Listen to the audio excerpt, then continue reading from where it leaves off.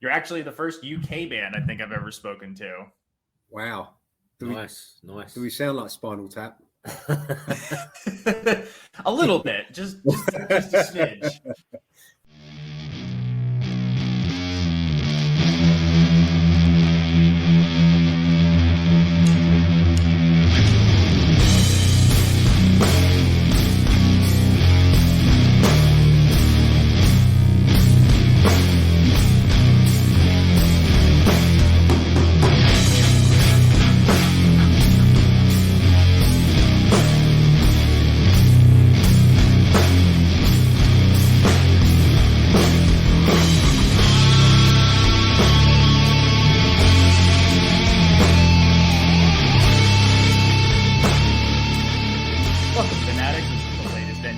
Diary of Doom. I'm Dylan, and join me as we look back on the rich history of doom metal and its sister sounds based on the recounted tales of its followers. Every week, we will have a different guest to spin their yarn. You can visit the website at diaryofdoom.com, follow us on Instagram, like us on Facebook, follow the podcast on diaryofdoom.podbean.com, and subscribe and listen to the podcast wherever you may get podcasts from. And if you have a question or whatever, you can fire off an email to diaryofdoom1968@gmail.com.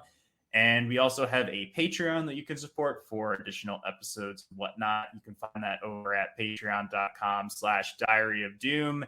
And also just a quick reminder that we do have some shirts available over at the Diary of Doom Bandcamp page, and all of the proceeds for the Legalized Recreational Riffs t-shirts go to the Last Prisoner Project, which is an organization we've been throwing some money and trying to spread the word about because they work towards cannabis law reform. For the 420 episode, or the 420 week, this 420 weeks episode, that sounded weird, but whatever, is the band Steak, not a steak, but the band Steak from the UK, and they have a new album out called Acute Mania. And joining us is Kip and Cam. So thank you for joining us. It's a pleasure. Pleasure to be here. You know, the leading up to this, the new album and everything, what are your two earliest experiences with music? Did you come from musical backgrounds, or did you find it kind of like on your own? No, my grandparents were into music, into country and western, funny enough, which in England, you don't really get a lot of, but I really got into into music when I was probably about 12 or 13 through Kip's Old Man, listening to the Beatles and, like the compilation, the Red and the Blue album around his house, like, going for a few beers and then go back to his house afterwards and then listening to that. And then, and then it sprung from that really. So it was the Beatles for me was a big start of it. And then, you just go off and different tangents and find yourself in weird places, and where we're at now. And you heard that right. Cam was drinking at 12 years old. Heavily. No doubt that played a part too. Growing up in my house was kind of my dad with his vinyl collection of Zeppelin and Pink Floyd, a lot of Neil Young, stuff like that. And then I've had an older brother and sister as well, 10 and 8 years older than me, and my brother was big into his thrash metal and then grunge. I think I got heavily into Oasis when I was about 13 and had the unfortunate haircut that like a Liam Gallagher type haircut, which was pretty to say the least. But it was always in the family, always whatever bedroom or living in the living room, there'll be music playing, and so it was always heavily influenced with pretty good stuff as well. That's always I've always been around it.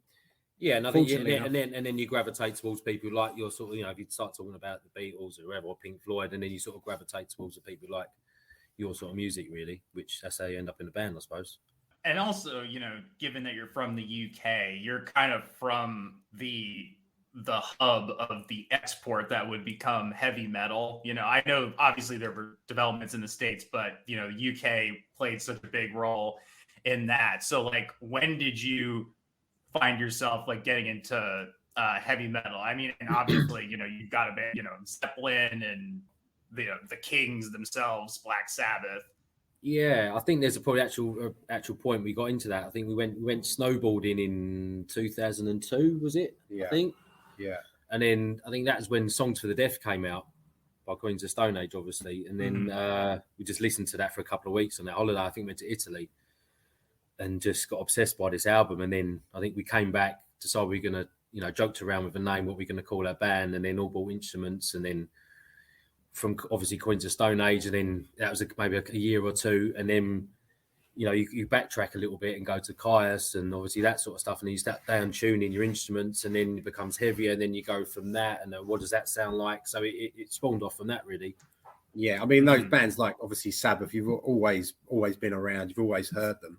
But that was the point when us as a group of friends kind of really got into that sort of heavier music was then. Before that, it was a little bit lighter, a little bit more, mainstream, where that album was definitely a big turning point. Our old drummer, Large, he was just, we go back to listen to Wretch, Bukasi's first album, and then, you can, from that, you can just go endlessly down any different avenue you'd like to. But that was definitely almost like a moment, I think, when we went to Italy snowboarding and then found his album and just kept listening to it, and then it just totally changed everything, really. Which is funny, like the bands we're mentioning are American bands where you're talking about exactly the British scene of heavy metal, the start of it. But I suppose UK bands to us don't seem that special, really, because it's sort of you hear them probably too much over here, and so. But I suppose from the States it seems different because it's more exotic coming from the UK than it would be. Like from us, American bands sound better than a UK band and vice versa. So it's, it seems a bit more glamorous or whatever, but that is the funny dynamic though, like how, it's always such a big fucking deal when a band from overseas plays the States, and it's, obviously with the last 2 years, but before that it was always like this band can't make it to the fest because of whatever fucking visa issues. It always seems like it's like you get your badge of honor once you do your first European or UK tour or something like that. And so, I think it's kind of like the one and the same. So it's sort of funny that you have the the Beatles, like, well, they're from here, they're fine. Or, Sabbath, like whatever, they're around. But then you're like, oh, damn, like people do have like that other perception of it simply because it's like, wow, I just remember reading about like, what is it, like the British invasion, and like comic books had that, which we'll kind of talk about later on because it plays kind of a role with your stuff too. But it was like that sort of thing where it was like, oh man, like all these big writers are coming over and they're doing stuff here and turning the world upside down. But I digress. It shouldn't make a difference, but somehow when you listen, it just has a slight difference, isn't it, when you listen to a different band from a different country. Do you have like a landmark album for yourself that you feel like maybe you start thinking about? Well, I guess you said it's like Songs for the Deaf, Queens of the Stone Age. Yeah. That as a band, that's definitely the album that kind of sparked things. Got us going. Really. Yeah, because we're probably a little bit, I don't know, we're too young or in a different environment when we were probably a little bit younger than that. So we're probably like early 20s when that came out. So before that, it was stuff that we wouldn't really want to mention that we're listening to. You go through phases as a teenager that, it's best left unsaid, I suppose. But that was the kind of album that brought us all back in together and going, the influences from our early days, listening to our parents' stuff, and then I think you go backwards. We went backwards from that almost. Yeah. So that as a band definitely would be the kind of Songs for the Deaf. Well, there's millions of other albums from that point that we've would be cool. It's hard to narrow it down, really. For me personally, it'd be Slow Burn, Amusing the Amazing would be my personal favorite album, I would say, with that genre. It's cool too because of like when you started the band and whatnot, you just kind of exist within this big sphere of, you do have like some legacy bands that are still around there. I don't know if Esoteric is still, they're still doing their thing, I think. But I mean, like Paradise Lost, obviously Electric Wizard, Orange Goblin, and you got the newer bands like Conan and Elephant Tree. So like, were you involved in that scene at all, or like, did you just kind of see it like come to prominence sort of like when you kickstarted the band? So it's kind of, when we started the band, like the stoner rock kind of genre was kind of unbeknown to us. We we kind of played our way into it without knowing. Playing a few shows early on in small pubs and bars, and I remember getting a comment on MySpace at the time. Saying, MySpace. Showing our age. Like Caius on Speed. Caius on Speed, and we're like, oh right, didn't okay. know who they were. Yeah. And then kind of, well, this is really cool. Like, let's listen to this a bit more, and kind of fell into it in a way. We were. Yeah, there's no way like contrived to be anything really. It was just we played and maybe changed the tuning and thought, and then it just ended up being like, it wasn't like, oh, we're going to do this and we want to sound like this. It just happened to sort of happen really. And then looking back at it, and then from then, like bands like Orange Goblin, you realize, oh, okay, they're like spearheading that kind of scene in UK at that time. But the other bands probably didn't come along till a lot later, really, did they? No, start to hear about and like Elephant Tree are good friends of ours. We've recently 3 years ago toured with them. 2019, which was fun. Pretty poor drinkers. Oh man, yeah. I partied with them at St. Vitus for a little while after they played there, and they're going to bed early. They can drink. We we've got a few tales from that tour, but for another time. Maybe for later. Yeah. So, and obviously with our guitarist Reece, he kind of saw that it wasn't really back in. This was like 2008, 2009. There was a scene there, but there wasn't much being done to kind of promote that. He started putting on his own shows, and from that has led to DesertFest, and now that's kind of DesertFest New York, DesertFest London, DesertFest Berlin, DesertFest Athens, Belgium. So I mean that's kind of spiraled from that, but that was kind of at the start. It was like us, Sedulous, another UK band, Sedulous, 12 Bore, Merrick, kind of Sons of Merrick, Rings Around Saturn, which were all within the same just underground kind of UK bands that were just playing pub gigs, and Reece kind of got something going and bringing some of the bands over from the US. I think the first big tour they done was with the Atomic Bitchwax. Yeah, and just bringing these bands together and giving them a bigger platform really to kind of to work from. And from that, as I say, it's turned into something bigger.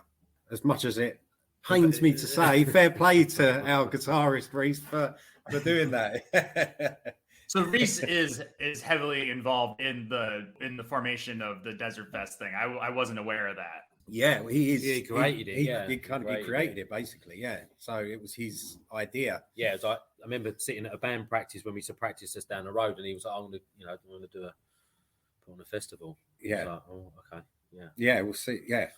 And he's done it. So done it well. Yeah. I mean, he's got it all over the fucking world now. It's crazy, I'm like just hoping that it's gonna pop off in a few weeks.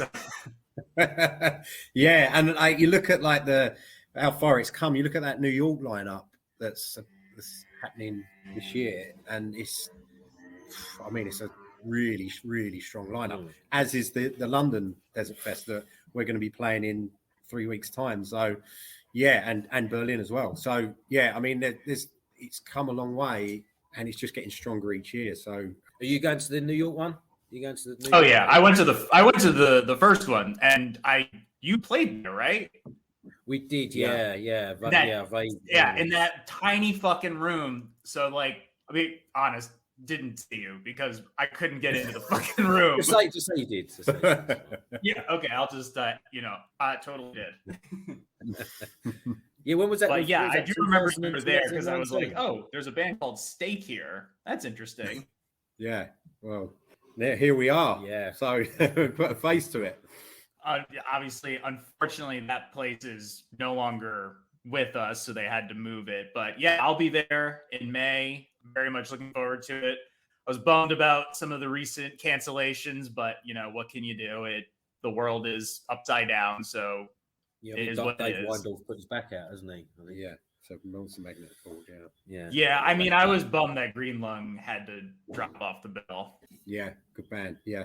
So speaking of that, like, where did you come, or who came up with the origin of the name? Because you also just listed off a whole bunch of other, you were saying a bunch of underground names, and it's one thing I do love about this genre before it kind of got like really super saturated with some of the repetitive names and whatnot, is that there are some bands with truly fucking great names here. So like, how did you settle on just being like, we're gonna call ourselves Steak, we're gonna call ourselves after a slab of meat? I'm still not keen on it, to be honest. That's amazing. It's even better. I'm still not keen on it. But well, we had an even worse name before, and then I think we asked a load of people on Facebook or something for different names. Yeah, that was entertaining. We put it out on Facebook, like we want a name for the band. Please let us know. Give us your ideas. And Ice Horse. That was in How Wow. In How Wow was a good one. Yeah, my favourite. But yeah, I think Steak's going to just. I think we played a few shows with Italian band called Steak Off the Witch. Yeah, I think that was maybe where it came from. Maybe that put it into our head, but it's just kind of no nonsense. You know, that's what it is. Short, sharp, to the point. Steak. And does the band make the name good, or does the name make the band? You know, it's like one of them, isn't it? So it's difficult to say, really. Well, yeah. In this case, I don't know. If you're a shit band, it's going to be a shit name. Yeah. Well, exactly. So I'm saying you could have a really shit name, but it could be a good band, and the name's good. Yeah. True. Is that true? I'll say. I don't know. I can think of some bands that I'm not going to say that have kind of silly names and are not great bands. But the name would be good if they were good. Right. But I'm trying. Yeah, I don't know. I'm trying to think of someone who I think has like there's so many metal bands that just have like, this band name is really stupid, but they're really awesome. Yeah. I'm trying to think of a good one. Well, Steak? I mean, is it good? There you go. I kind of get what you're saying, though. It's like, it's just, this is the band, and it, like, the name in and of itself doesn't have like sort of like a deeper meaning. It's like, this is just what we need to do to like be the band we want to be. And it's weird enough that people are going to look at it and say like, I'm gonna check that out.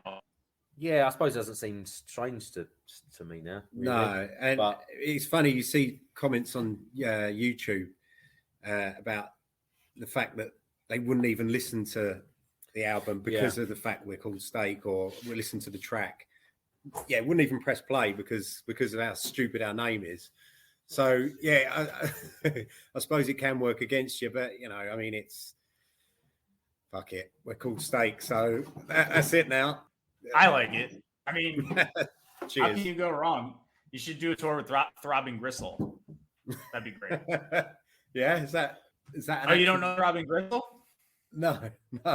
Oh, they're like old school, kind of like early industrial band from way back in the day. Question: Are any of you vegetarian? Which would be kind of funny. And then if you're not, like, do you have a preferred cut of meat? Probably a T-bone steak. All right, that's solid. You get like a sirloin. You get a sirloin and the fillet as well in the. Yeah, I've not got a preference as long as it's cooked right. Not overdone. Well done, extra well done. You like it? Yeah. No. Sacrilegious. Yeah. Exactly. Well, let's talk more about the band. So, like, when it comes to your music, I feel like you have a pretty specific like vibe, for lack of a better word, and it's like, I feel like you're a bit more like self-aware. So like in as much as like you don't take it super seriously, you still want to have fun with it, but you're clearly like take the creative and musical aspects of it very seriously, which is why a song like Coke Dick fucking rules. Which is like, I don't know what it's about. I imagine it's about some dude's rod dusted in blow. So can you like kind of comment on like what your approach is to that? And I don't mean the rod. I mean, like, what's your approach to making music? I think when we started, we all just picked up instruments. No one had never played before. Mm-hmm. Just started, and I think we probably kept that spirit going. But I suppose it comes to a point where you want, you do put your heart and soul into it, and you do want to try your hardest to make something sound good. But at the same time, you want to call songs stupid names and have a bit of a laugh with it, really, as well. We've got silly sense of humours and want to, have a laugh about things at the same time. So it's just trying to find that nice balance of taking it seriously, but having a laugh, but trying to find that sweet spot, I suppose. And people, if you take yourself too seriously, then people think you're a bit of a dickhead. If you don't take yourself too seriously, if you do the opposite, then they also think you're a dickhead. Yeah, so you're trying to find that bit of a really good song that's got a silly name. That's a good. I don't know. I like that sort of attitude to it all. Yeah, but I think with the new album, we've had a little bit more time to kind of work on the what's the best way to put it? Procrastination. Well, yes, that. Yeah, we've had a bit. But a lot of the time it was not throwaway songs, but we'd get a song and would knock out a riff and kind of we're not bang, bang. Yeah, that's a good tune. Let's put that one away. That's going on the album. Whereas this time we've had a lot more time to work on the other side of it, where we're taking it not say seriously, but going okay. Well, just putting more effort into it. Yeah. Not taking it any more seriously, just putting more time and effort into something that you want to, your reflects on you, doesn't it? What you put out, that's you. But there's certainly, like you say, it's kind of keeping that funny humorous element to it. element. You got away from that. You just don't know. If everything becomes too serious, then wouldn't be as fun. Wouldn't be. Yeah, it would feel like work. Yeah. And we don't do this for a living, so to have something on the side that's like a hobby, so to speak. And if that's not enjoyable, then what's the point in doing it and having a bit of fun with it and being creative? And if it's not fun, I mean, bands we've played with and toured with who don't seem to be doing that. It's like, well, what are you doing it for then? Really, you might as well just have as much fun as you can. That's right. That's where we come from, anyway. I think that makes sense. And like what you took the time that you had with this new record, and you kind of like refined it and whittled it down. Be like, this is like this is the best thing that we can put out right now, because like fuck it, what else are you gonna do? But at least you didn't forget how to have fun doing that. Yeah, and we've got Dean. Dean, this is the first album we've recorded with Dean, our new drummer, and he's a bit more like, okay, let's just make this better. Let's just go through it. Okay, that's not going to sit. Let's just try harder. Let's just work through it a bit more. Where we were before with Sammy, our old drummer, it'd just be like, okay, that's it. It's not going to go beyond that and move on to the next song, as opposed to Dean would work through it a little bit more. Another thing about it is that, I always feel like bands, wherever they come from, are fairly indicative of that. And it's something that I think is kind of funny about your music is that it feels very, and probably because it's just in a genre that I'm familiar with, but it feels very approachable to me. But I still feel like there's a couple of things about it that are like uniquely British. So like, I'm just curious, like, is Papa's special custard, is that a British thing? Is there some British element to that, or is that just my nan used to reading make too much into it? No, just something we made up. Yeah, that's so funny. That's kind of keeping as serious as this album could have gotten. That's pulling it back and going, no, hold on a minute. This is like a Coke Dick or comical track name. That's just. And I think each song has a working title, so they get like given a stupid working title name, and some stick and some don't. So that was one that ended up sticking. Just couldn't lose that. We couldn't lose that one. Kind of an interesting subtopic. Like, do you have any other like working titles that you're like, this is horrible, we have to change this? Sumo Kitchen. I think Sumo Kitchen was one of them, wasn't it? Yeah. What did we have on this album? Oh, it was like Dead Meat was called Balls Deep. Balls Deep. Yeah. No, it was like it was something Ballsy Deepy or something. It was weird, but it was like they're normally better than the actual titles we actually give them in the end. Yeah, the working titles. Yeah, we get to the studio and we're like, actually, can we call that that? Maybe not.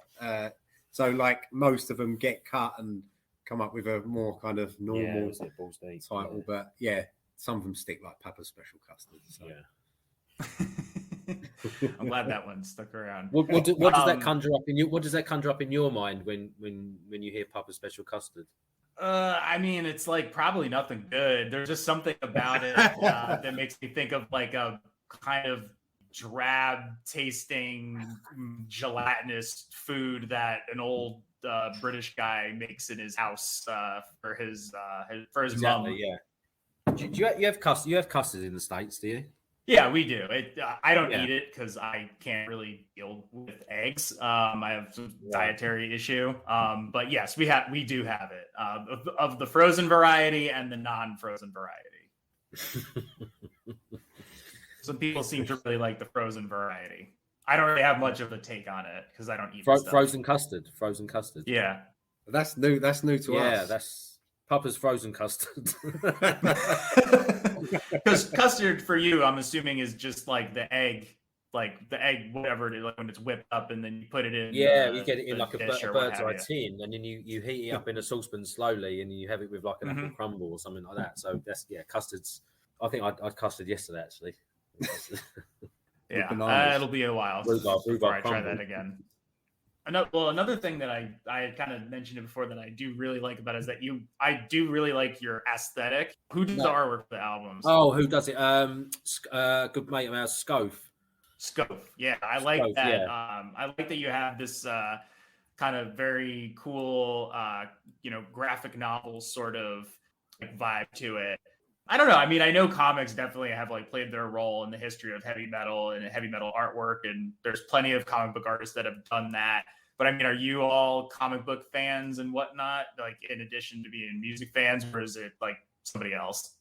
I seem to remember years ago when we first met our first EP, Disasternaut, and we were trying to come up with that thing that sort of ran through everything, and we went through a lot of ideas, and it was like, okay, comic book. I think Reece was into comic books. I'm not, and I don't think Kip is into comic books particularly. But that was, we got an artist from South America to go ahead and do the artwork, which I think amazing. The first couple of EPs he did, and then that seemed to just run through the whole theme of even to this day. Yeah, we started off. We had an idea about doing 4 EPs and having a little kind of box set collection of the comics of a story that run through each EP. And then after the second EP, we got approached by Napalm Records to do an album. So that kind of cancelled that little idea out. But we've always thought about going back to it and finishing off that 4 EP thing. So we might return to that. But it's kind of Reece, guitarist. It's his kind of his thing really. He's into comics, and he had the idea originally. We kind of run with it, and it's been good because it kind of is something a little bit different. I know, and we're not the first band to have a comic theme, but we have stuck with it, and and now we've got 2 comic books out. Every album cover's had a comic style cover, and it's better than having our faces on the front cover anyway.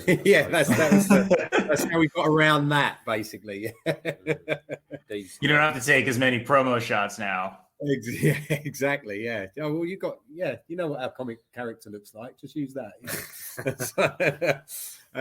But yeah, and kind of now it's evolved into something else. And now we've got this kind of the film, Mad Lord film, running alongside it, and what's happened with this album, everything coming together has given it a kind of another element to just releasing an album, I suppose. That's what we do. We do the music, but Reece alongside the artist Reece Wooten, who does all the comic stuff, Scove, who does the artwork, and Samuel Smith, who's the movie director, they've all sort of come together and put all their efforts together and created this whole package, which looks fucking cool. Yeah, I mean, this is just a huge multimedia project, basically. It's pretty cool. I feel like I haven't seen something like this pop up in a while, where you're getting every very unique element all coming together to create one final package. It's sort of like you gotta play the video game to get this part of it. I mean, there's no video game. The video game. We should do the video game. Yeah, you should do like an old 8-bit or 16-bit side scroller, or beat me up. I'm still waiting for the action figures as well. You should ask the that old person kind who of does WWF the kind of ones. moves, like Hulk Hogan. Yeah, you should ask that company that does like the Slayer and the Lemmy fake action figures. They might do it for you. Oh, this is really cool. Yeah, you can go stream a 35-minute long samurai film called Mad Lord Samurai of 1,000 Deaths, and it's got steak as the music. It's fucking crazy. Wow, This is really cool. I'm gonna have to dive way deeper in this. So how did this all happen? Did this all just came about as the band? You're like, fuck it, let's try it. You met Sam through so Samuel Smith, who's produced and directed the movie, he's an old friend of mine. I introduced him to the band shortly after we released our first album, Slab City, in 2014, and he wanted to do a music video. And I introduced him to Reece. Them two got chatting. And then from there, they've kind of thrown ideas at each other. We got this really cool video for Rising, which was the release from Slab City. And then on the next album, he done a video for us. And then on this album, he said he wants to do another video revolving around samurais. And we're like, all right, yeah, we'll roll with that. That sounds good. And from that, the music video idea, him and Reece got chatting, and after a few too many beers, by the sounds of it, they ended up coming up with the idea, well, let's make a short film out of this. One thing led to another, and basically he's ended up making a film. And it's not only that, some of the cast they pulled in from they've done Hollywood films. So it's kind of, it got crazier and crazier and bigger, and we were ending up working on the set design and making the setup, and it spiraled and become what it is now. But he's great. Sam, who's done the videos with us and has done the film, he's a trooper, because he's put a lot of time and effort into this, and it's come to fruition now, and it's worked alongside us releasing this album and the comic, and there's actually animation in the film as well.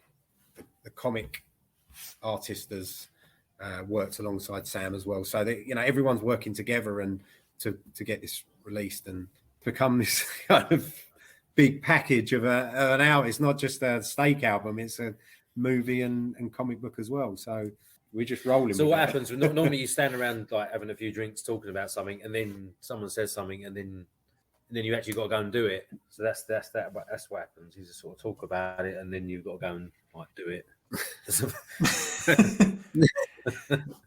Well, usually Reece will come to band practice and be like, "Oh, by the way, we're going to release a movie or a short film." You're like, "All right, okay, yeah." So it's going to be samurais, and that's this, that, and the other. Prior to releasing the album, when we were writing it, we kind of knew about this kind of theme, and it's not by any stretch a concept album or anything like that we've done musically or lyrically, but it's always been that kind of So I suppose subconsciously thinking about it, and it's been nice. It's been kind of a focus almost for the album for it to all come together. I bet you never thought you were going to be involved in making a movie and a comic book when you first started. You're just like, this is just a fun band thing. Exactly. Yeah. You don't know what you're going to get yourself into, really. You just sort of started, and no, not at all. No, it's all opposite, really. Well, that's really cool, and congratulations on it all being a success, because, I feel like I've been to conventions where you see sort of these multimedia projects, getting promoted and trying to get off the ground, and then they kind of fade into obscurity, but you got it done. You did it. Yeah. Yeah. Like you say, you wouldn't have expected prior, a few years ago, to be doing this sort of stuff, and the fact that we've been able to be a part of it is, it's great. We're just one part of it, really, but Yeah, it's cool.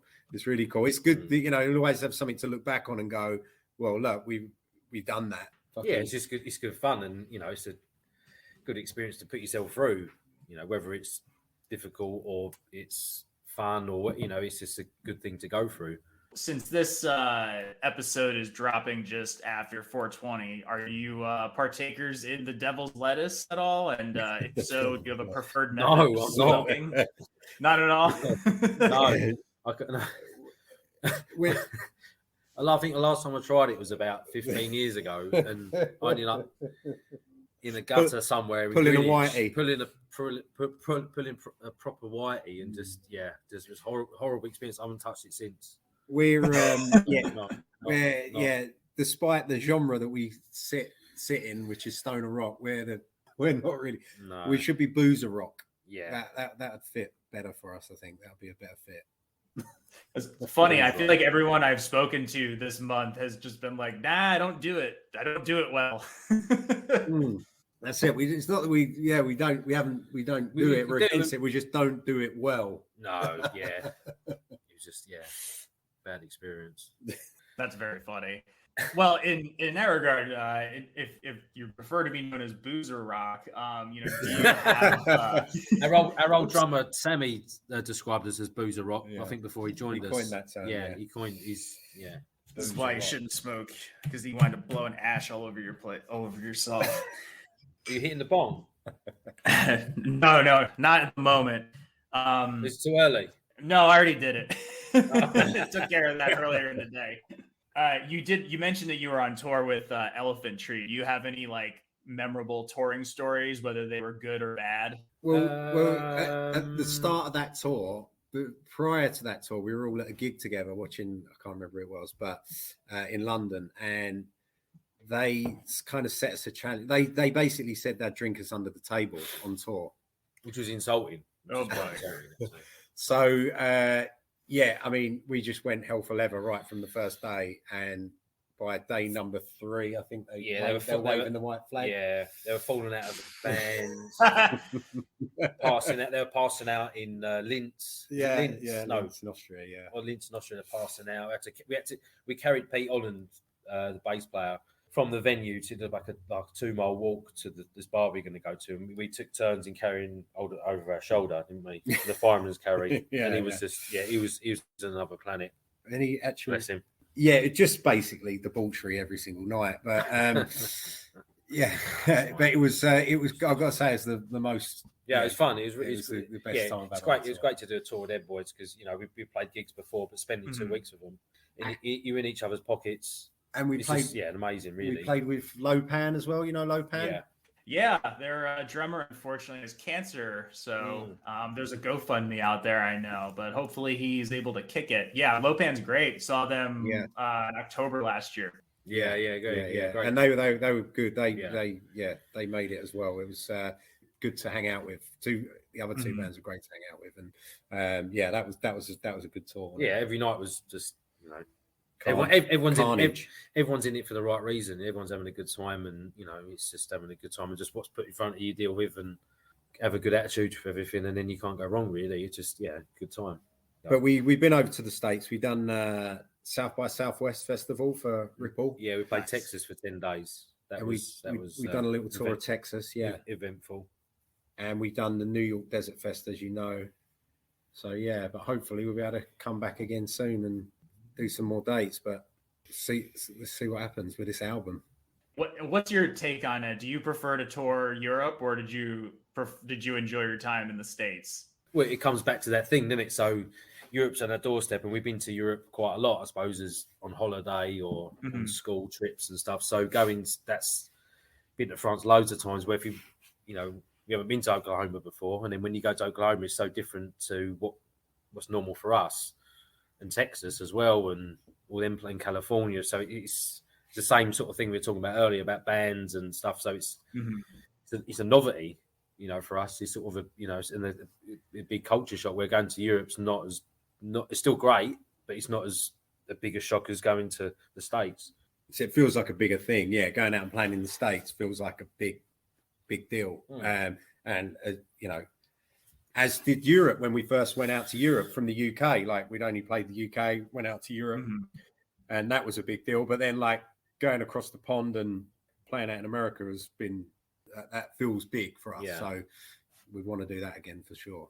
Probably very flat compared to the rest of the world. I don't know. I feel like you get to Oklahoma, you're like, man, there's like nothing here. Have you been to Basildon? Oh, I have been to the UK, but it was a long time ago. No, it's just such a stark contrast to England. You know, the sun's out for one. Yeah, it's just everything about it is just such a nice. You know, it's just you're in awe for a couple of weeks really when you go out there. You know, but if you tour Germany, you know, it's not obviously it's good, but it's different. But, you know, going to the States is just But Europe's been really good to us, and always want to do that next European tour. Yeah, as the UK as well. But the last few years, obviously, we haven't been able to, as most bands haven't been able to. So it'd just be good to get back out on the road and start playing live again. We've got a few shows lined up at the end of this month, and we're going to Berlin in May, not June. It's just going to be good to get back out on the road, really. I'm trying to take advantage of whatever I can go to at the moment, you know, before inevitably shit hits the fan at some point again. Yeah, for sure. So you got some shows coming up. I mean, do you have anything else in the works right now? You know, obviously Acute Mania is out. Is the movie is available to watch online and all that? We're just kind of seeing how it goes down, how the album is received, and then, you know, hopefully book some shows off the back of that, and just see what's around. But I usually in the last two albums we've done a reasonably big European tour. Like off the back of the first album, we toured with John Garcia from Caius for 6 weeks through Europe. Off the back of the last one, we've done a kind of 2-3 week tour. So hopefully we'll do like another 2 or 3 week tour through Europe again, including UK dates. And as I say, it'd be nice to get out to the States again at some point. Yeah. Where would you recommend to tour in the States? I'm not a booker, but I'm North Dakota. I don't know. I mean, East Coast. I guess that's closer for you. Because there's East Coast is usually pretty easy to line up because there's usually a major stop in every state, and you know it's like 4-hour drive, and like you hit something. So you go like Boston, New York, Philadelphia. You could hit DC, Baltimore, and then you can even start down going into like the little bit of the southeast. So usually that it's those cross country tours that bands always talk about, saying like, oh, it's a fucking drag because you might be playing in this state, and then there's fucking 600 miles of nothing that you have to cross to get to the next place, and it's going to be like 8-10 hours on the road, and you got to be there within 24 hours. So that's why a lot of them stick to those coastal things, because you can just go boom, boom, boom, boom, boom, boom, boom. Yeah, you got to be like a big shit act to like hit all those like major state stops. Makes sense. Yeah, I've only been to New York on the East Coast, I think. Right, and I'm assuming you didn't see too much of it. No, we saw quite a lot actually. Well, we stayed in Brooklyn, and we walked everywhere, as I suppose only British people would walk everywhere. in New York, walked everywhere like 12 hours a day walking. Yeah, saw quite a bit. I really liked it actually. The first time I've been to New York and Brooklyn, I loved it. Yeah, cool, it felt quite London-y in a way. It felt like familiar. Been to Arizona, it's sort of totally, landscape's different, people are different, Yeah, my girlfriend's from Arizona originally, so going out there to visit her family compared to growing up in whereabouts in Arizona? Whereabouts? She's originally from Tucson. Okay, that's right in the sticks, isn't it? That's right in the middle of in the desert, isn't it? I mean the whole thing is a desert. So yeah. It's about I don't know, like 2 hours south of Phoenix or something like that. Yeah. She's probably like listening, just being like, "Oh my god, he doesn't know anything about where it's laid out." I'm looking at a map, so I don't sound like a fool. No, it's not. Yeah, I think I've been to Tucson. It's sort of From what I remember, my vague memory, it's sort of in the middle of Arizona. Yeah, it's about probably like 2 hours south of Phoenix. Yeah, But yeah, Tucson's a cool little city. I like it a lot. A lot of cool shit out there. Yeah, I can see why, New York or London and New York would be kind of comparable to one another. And I'm sure there's just as many people that yell and scream at each other in London as there are in Brooklyn. People are very passive aggressive in London, so they go, after you, and they actually want to call you a cunt. Oh no, they'll just yell at you here. Yeah. Well, have you been listening to anything lately that you've been enjoying, whether it's old or new? So I've been listening a lot to 3 bands at the moment which within our scene that are doing kind of big things, which is Elder, King Buffalo, and All Them Witches. They kind of, that kind of sound at the moment is kind of big for me. I like that kind of the vibes they've got going on. So those 3 I've been listening to a lot of lately for new stuff. Yeah, go on. I'll just listen to the same old shit. I can't even comment. No.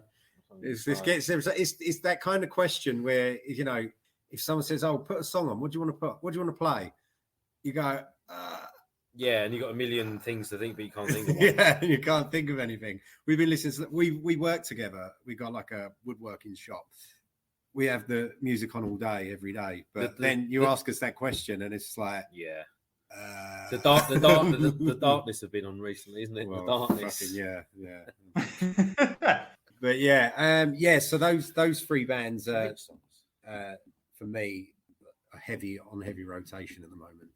Also, the last few days we've been listening to Rota. Have you heard of Rota, German instrumental band? Amazing. No, amazing I'm not familiar with them. No, they're really good. Yeah, check them out. They're great. They're high on the agenda at the moment. They were playing them a lot. But what about yourself? I don't even know if I mentioned it. I probably did, but I'll mention again. I just saw King Buffalo. They were opening up for Uncle Acid, so we caught them on their first stop on that tour, and it was great. I mean, they were great. It was really fun to see Uncle. I mean, I've seen Uncle Acid a bunch of times now, but it's always fun to see them. They're one of my faves. And I think, was it last year they aimed to release like 3 records in 1 year. I don't know if they've done it, but I think they released two records, and there's one coming this year, I think. King Buffalo I'm talking about. And just every release they're putting on is kind of it's getting better and better. It just sounded really good. Probably gonna see him again at DesertFest. Nice. Let's see, what have I been listening to? I checked out this band Confessor. I don't think they're around anymore, but they're Condemned. That's from kind of back in the day. I was surprised that it was not a woman singing, because the dude's vocals are just like very, very like high pitched. I was very shocked by that. And also Absent in Body, which is that like super group with the dude from Amun-Ra and Scott Kelly from Neurosis, and is it Igor? I think it's Igor Cavalera. But their album Play God, phenomenal, amazing, probably one of the best records I've heard this year so far. It's fantastic. And I've also been amassing a bit of a tape collection, so I've been trying to dip into that, listening to my friends in Trophy Hunt. They're like a noise grind band. Their album Silent Intercom, which is great. Bog Wizard versus Dust Lord, the Split, Four Tales of the Strange, and friends in Sigils from in and around the New York area. Just on a recent episode, the album is called You Built the Altar, You Lit the Leaves, and I'll probably be naming some other tapes that I've been dipping into. And what else I listened to? The new Steak album, Acute Mania. It's not on cassette, though, is it? It's not. No, we haven't got it on. We haven't got it on tape. It's not an MP3. Missed the trick. Put it on tape and I'll get it. But no, I'm looking forward to checking out more of this project. So, like, where can people find you out on the internet and whatnot? So our Bandcamp page has all the links to the movie, so you can download the movie from there. obviously buy the merch and vinyl, which unfortunately due to the delays is not going to be out until kind of May now. But yeah, everything's available from our Bandcamp, statemusic.bandcamp.com/. And that's kind of pick everything up from there, or Ripple's Ripple Music's website. They're the two kind of places to go for all good steak merchandise and releases. Awesome. Check out Acute Mania, and thank you for coming on Diary of Doom. It was great, and that will do it for this chapter of the diary. Thanks for having us, Dylan. Yes, been a pleasure. Thank you.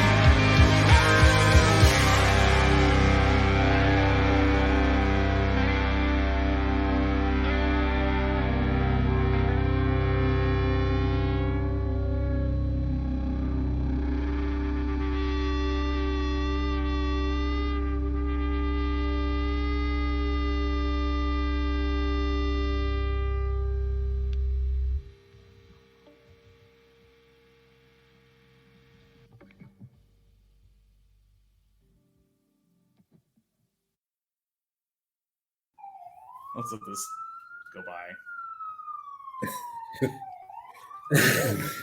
It's a homicide.